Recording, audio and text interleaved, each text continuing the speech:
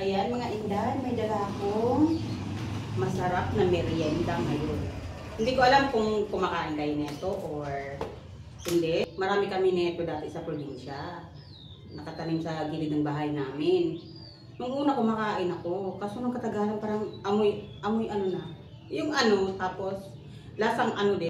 Kasi di ba lasa siyang ano. Ano yun? Ano bang tawag ng prutas na to sa lugar ninyo? Yan, ganito lang siya buksan. Kasi malambot naman siya. Ayan.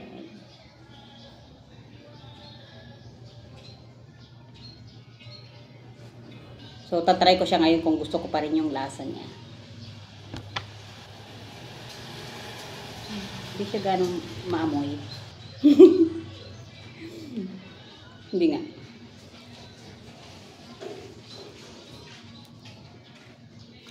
Sarapan ako. O, diba? May masustansya na tayong merienda.